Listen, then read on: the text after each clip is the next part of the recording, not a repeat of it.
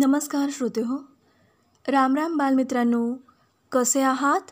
मजेत ना? आज अर्चनाताई आपल्यासाठी घेऊन आली आहे श्यामची आई या पुस्तकातील गोष्ट क्रमांक 32. गोष्टीचं नाव आहे कर्ज म्हणजे जिवंतपणीचा नरक. चला तर मग ऐकूयात. श्याम गोष्ट सांगू लागला होता. त्या दिवशी सावकाराचा माणूस कर्ज वसुलीसाठी आमच्याकडे आला होता. तो दूत आमच्या घरी आला म्हणजे आईला मेल्याहून मेल्यासारखे होत असे. कर्जापायी सुख नाही. कर्ज म्हणजे जिवंतपणीचा नरक होय. मेले ना तरीसुद्धा कर्ज काढू नये. उपवास काढावे, परंतु ऋण असे नको. ऋणाचे एकदाच सुख होते, ते म्हणजे ऋण घेताना, कर्ज घेताना. त्यानंतर ते नेहमी रडवते, भिकेस लावते. कर्जाने स्वाभिमान जातो, मान हरपतो. कर्जाने मान खाली, हो, नेहमी खाली होते. कर्ज कर्ज म्हणजे मिंधेपणा, दीनपणा, गरीबपणा. सावकाराचा माणूस, वडील त्याची बडदास्त ठेवीत होते. घरात चांगली भाजी करावयास त्यांनी सांगितले. केळीची पाने आणून ठेवली. कढी कर आणि कढीत कढीलिंब टाक म्हणजे वास लागेल, अशी आईला सूचना देऊन वडील शेतावर निघून गेले. तो मनुष्य ओटीवर बसला होता. आईने त्याला चहा करून दिला. घरातील चहापूड संपली होती तरी शेजारून आई घेऊन आली. चहापानानंतर आईने कढत कढत पाणी त्याला आंघोळीस दिले. त्या कारकुनाने आंघोळ केली, परंतु स्वतःचे धोतरही त्याने धुतले नाही. सावकाराचा नौकर. श्रीमंताच्या कुत्र्यालाही मान असतो. श्रीमंताच्या कुत्र्यालाही गरिबांनी लाडच करावे लागतात. एकदा एका शेतकऱ्याला एका श्रीमंताचा कुत्रा चावावयास आला. शेतकऱ्याने त्या कुत्र्याला काठी मारली. त्या श्रीमंताने शेतकऱ्यावर खटला भरला. त्या शेतकऱ्यास 25 रुपये दंड झाला असे मी वाचले होते. शेतकरी म्हणजे का माणूस आहे? साऱ्या जगासाठी खपणारा, कष्ट करणारा तो गुलाम. साऱ्या खुशाल चेंडूंना पोसणारा तो जणू पशु. असे असून श्रीमंताच्या कुत्र्याला मारतो. मित्रांनो, हिंदुस्थानात पशुपक्षी यांना माणसापेक्षा अधिक मान. देवळात कुत्रे, कावळे चालतील, घरात पोपट, मैना चालतील, परंतु हरिजन खपणार नाही.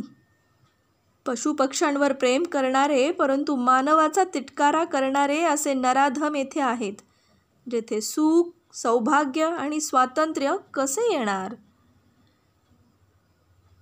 त्या सावकाराच्या माणसाचे ते ओंगळ धोतर माझ्या आईला धुवावे लागले. माझ्या पुण्यशील आईच्या हातून ते अमंगळ वस्त्र धुतले गेले. आईचा हात त्या धोतराला लागून ते धोतर वापरणारा पवित्र व्हावा, असाही ईश्वराचा हेतू असेल. परमेश्वराचे हेतू अतर्क्य आहेत. तो शुद्धीचे कार्य कसे, कोठून करवून घेईल याचा नेम नसतो. माझे वडील शेतावरून आले. तुमचे स्नान वगैरे झाले का, असे त्यांनी कारकुनाला विचारले. तो होय म्हणाला. तुमची वाट पाहत होतो. तुमच्याजवळ बोलून हिशोब करून पैसे घेऊन मला सायंकाळी विसापूरला मुक्काम करावयाचा आहे. आज रात्री तेथे वस्तीला राहीन, असे तो म्हणाला. बरे, मी स्नान करतो, लवकरच पूजा वगैरे आटोपतो, तुम्ही थोडी विश्रांती घ्या, असे त्यांना सांगून वडील अंघोळीस गेले. स्नान करून ते आले आणि पूजेला बसले. आईला त्यांनी हळूच विचारले, त्यांना चहा वगैरे दिलास की नाही करून? कोठून आणून द्यायचा होतास? आई म्हणाली, सारे काही दिले. त्यांचे धोतरही धुवून वाळत घातले आहे. एकदाची धिंडका जाऊ दे येथून लवकर. आई त्रासली होती, संतापली होती. वडील शांतपणे पूजा करू लागले. ते शांत होते, तरी त्यांच्या मनातील खिन्नता बाहेर डोकावत होती. घरच्या देवाची पूजा करून वडील देवळास गेले. आईने पाटपाणी केले. धाकटा पुरुषोत्तम शाळेतून आला होता. त्याने ताटे घेतली. वडील लवकरच देवळातून परत आले. उठा वामनराव, हातपाय धुवा, असे वडील त्यांना म्हणाले. या, बसा येथे. सोवळे नसले तरी चालेल, काही हरकत नाही, असे वडील त्यांना म्हणाले. जे वडील आम्हा सोवळ्या ओवळ्यासाठी बोलवायचे, त्यांना तो ओवळा मनुष्य स्वतःच्या शेजारी चालला. जणू तो सावकाराचा मनुष्य म्हणजे देवच होता. त्याची हांजी हांजी करणे, त्याचा उदो उदो करणे एवढेच वडिलांचे काम होते की काय? काय करतील? हा एवढा मिंधेपणा, हा तेजोभंग, ही सत्वहानी कशाने झाली? एका कर्जामुळे झाले. कर्ज का झाले?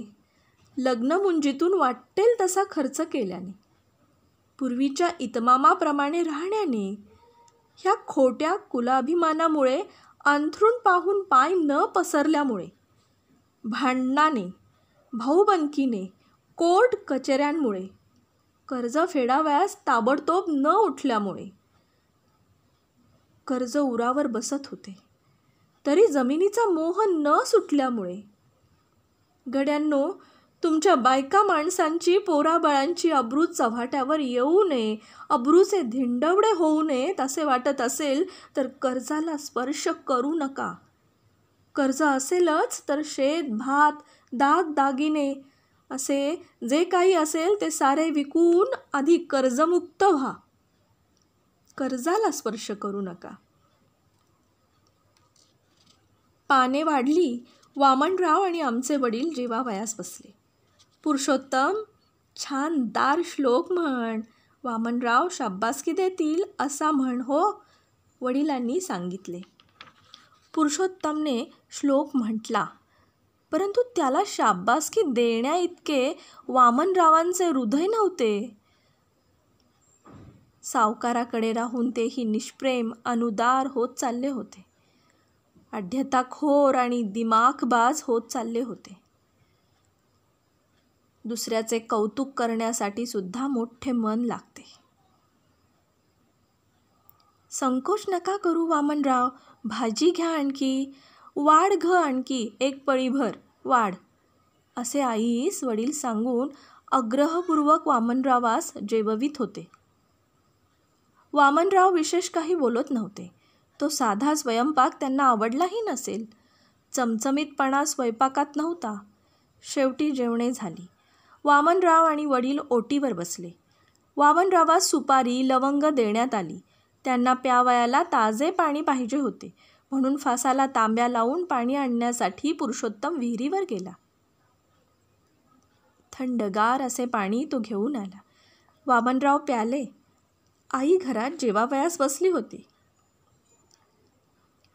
मग काय भाऊराव, व्याजाचे पैसे काढा. तुम्ही आजचा वायदा केला होता. आज 75 रुपये तरी तुम्ही दिलेच पाहिजेत. खेप फुकट दौडू नका. तुम्ही सांगितले होते आज या वयाला, म्हणून आलो. वामनराव बोलू लागले. हे पहा वामनराव, 10 मण भात होते, ते सारे विकले. त्याचे काही पैसे आले. काही नाचण्या होत्या, त्या विकल्या. इकडून तिकडून भर घालून 25 रुपये तुमच्यासाठी बांधीव तयार ठेवले आहेत. आज इतकेच घेऊन जा. मालकांची समजूत घाला. आमच्यासाठी 4 शब्द सांगा. पैसे काही बुडणार नाहीत म्हणावं. हळूहळू सारा फडशा पाडू, बेबाक करू. जरा मुले मोठी होऊ देत, मिळवती होऊ देत. एक यंदा प्रिव्हियसमध्ये गेला आहे. हे पहा वामनराव, शेणातले किडे का शेणातच राहतात, तेही बाहेर पडतात. माझे वडील अजी करून सांगत होते. ते मी काही ऐकणार नाही. पैसे घेतल्याशिवाय येथून हलणार नाही. हे नवीन घर बांधलेत, त्याच्यासाठी तुमच्याजवळ पैसे आहेत. मुलांना इंग्रजी शाळेतून शिकवण्यासाठी तुमच्यापाशी पैसे आहेत. फक्त सावकाराचे पैसे देण्यासाठी मात्र पैसे नाहीत. अहो, सावकारांचा वसूल आला नाही तर आम्हास तरी पगार कोठून मिळणार? ते काही नाही. आम्हालाही मालकासमोर उभे राहावयास शरम वाटते. रुपये द्या. वामनराव रागाने बेमुवरतखोरपणे बोलत होते. तो तरी काय करील? तोही गुलामच. वामनराव, काय सांगू तुम्हाला? घर ते काय, अहो केंबळी घर, मापाच्या भिंती, तिचा आग्रह म्हणून बांधली मठी, उभारला हा गुरांचा गोठा, परंतु हे लहानसे घर बांधावयासही तिच्या हातातल्या पाटल्या विकाव्या लागल्या. वडील शर्मिंदे होऊन बोलत होते, सांगत होते. वडील बाहेर बोलत होते. घरात आईच्या भातात डोळ्यातील टिपे गळत होती. पोटात शोक मावत नव्हता. भात गिळवत नव्हता. घर बांधायला पाटल्या विकल्यात? सावकाराचे देणे देण्यासाठी बायको विका, असे वामनराव निर्लज्जपणे बोलले. विजेसारखी आई उठली. मोरीत हात धुवून ती बाहेर आली. तिच्या डोळ्यातून शोक संतापाच्या जणू ठिणग्या बाहेर पडत होत्या. ती थरथरत होती. ओटीच्या दारात उभे राहून आई त्वेषाने म्हणाली, या ओटीवरून चालते व्हा. बायको विका असे सांगायला तुम्हाला लाज नाही वाटत? तुमच्या जिभेला काही हाड आहे की नाही? तुम्हाला बायको आहे की नाही? येथून चालते व्हा आधी, आणि त्या सावकाराला सांगा की घरादाराचा लिलाव कर, परंतु असे बोलणे ऐकवू नकोस. खुशाल दवंडी पिटा, जप्ती आणा, परंतु पोराबाळांच्या देखत असे अभद्र बोलू नकात. ठीक आहे, आम्ही तरी त्याचीच वाट पाहत आहोत. या महिन्यात तुमच्या घरादाराची जप्ती नाही झाली तर मी वामनराव नव्हे. एका बाई माणसाने, भाऊराव, आमचा असा अपमान करावा का? वामनरावांनी वडिलांना विचारले. तू घरात जा. जातेस की नाही? माझे वडील रागाने बोलले. आई निमूटपणे घरात गेली आणि रडत बसली. अश्रूंशिवाय कोणता आधार होता? बाहेर ओटीवर वडील वामनरावांची समजूत घालत होते. हो ना करता करता 25 रुपये घेऊन कारकून निघून गेला. वडील घरात आले. तुम्हा बायकांना कवडीची अक्कल नसते. तुम्हाला काही समजते की नाही? सकाळपासून किती जपून त्याच्याजवळ मी वागत होतो, त्याची मनधरणी करीत होतो. उद्याचे मरण तुम्ही आज ओढवून घ्याल? रागाने का कोणते काम होत असते? गोडी गुलाबीने घ्यावे लागते. आमची कशी ओढाताण होत असेल त्याची तुम्हाला काय कल्पना? वडील आईला बोलू लागले. पदोपदी अपमान करून घेण्यापेक्षा आज मेलेले काय वाईट? कुत्र्यासारखे हिडीस फिडीस करून घेऊन जगण्यात काय गोडी? उद्यापेक्षा आजच मरणे म्हणजे सोने आहे. आणू द्या जप्ती, होऊ द्या लिलाव. आपण ही मोलमजुरी करू. मथुरीच्या तिकडे राहावयास जाऊ. मजूरसुद्धा मेली असली अभद्र बोलणी, अशी घाणेरडी बोलणी ऐकून घेणार नाहीत हो. चला, आपण मोलमजुरी करू.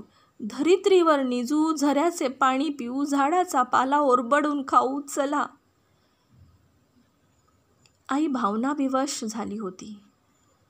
बोलणे सोपे, करणे कठीण असते. दुपारची वेळ झाली म्हणजे समजेल सारे, असे बोलून वडील बाहेर गेले. धाकटे भाऊ आईजवळ जाऊन म्हणाले, आई, रडू नकोस. तू रडलीस म्हणजे आम्हाला रडू येते. आई, तू सांगशील ते काम आम्ही करू. तू रडू नकोस आई. लहान मुले मोठ्या आईची समजूत घालीत होती. फुले झाडाला आधार देत होती. अत्यंत करुण असे ते दृश्य होते. बालमित्रांनो, कधी कोणाची आर्थिक स्थिती वाईट होईल, गरिबी येईल हे कोणास माहीत नसते. आर्थिक दुर्बलता कोणालाच आवडत नाही. पण एक एक वेळ असते. तोंड द्यावं लागतं त्या वेळेला. मात्र त्यासाठी आर्थिक दुर्बलता येऊ नये यासाठी योग्य वेळी योग्य विचारानेच निर्णय घेतले तर असे आर्थिक संकट टाळता येऊ शकते. शक्यतो आपण जे कमवत असतो आणि खर्च करत असतो, यामध्ये ताळमेळ असावा, कमाईपेक्षा खर्च अधिक नसावा असे म्हणतात. बालमित्रांनो, कर्ज कसे त्रासदायक ठरते हे आपण या गोष्टीतून पाहिले. त्याचबरोबर स्वाभिमान कधीही सोडू नये हे श्यामच्या आईनी त्यांच्या वागण्यातून आपल्याला सांगितले. कोणाला वाईट बोलू नये. म्हटलं ना, वेळ असते एखाद्यावरती, म्हणून कोणाला दुखावेल असे वागूही नये, बोलूही नये. बऱ्याच वेळा आपण असं पाहतो की लोक दुराभिमानी होतात, नको त्या गोष्टी बोलून दुखावतात समोरच्याला. ते काही बरोबर नसते. आणि सगळ्यात महत्त्वाचं म्हणजे बालमित्रांनो, आपल्या समोर जी कामं असतात ती वेळेतच आपण पूर्ण करण्याचा प्रयत्न केला पाहिजे. हेच शेवटी खरे. श्रोते हो, श्यामची आई या पुस्तकातील गोष्ट क्रमांक 32, गोष्टीचं नाव कर्ज म्हणजे जिवंतपणीचा नरक, ही गोष्ट आत्ताच आपण ऐकलीत. गोष्ट सांगितली अर्चना अभिजित भांडारकर, म्हणजेच तुमच्या अर्चनाताईने. बालमित्रांनो, उद्या आपण पुन्हा भेटणार आहोत एका नवीन गोष्टीसह. तोपर्यंत घरीच राहा, स्वस्थ राहा, मस्त राहा. सर्वांनी काळजी घ्याल. धन्यवाद.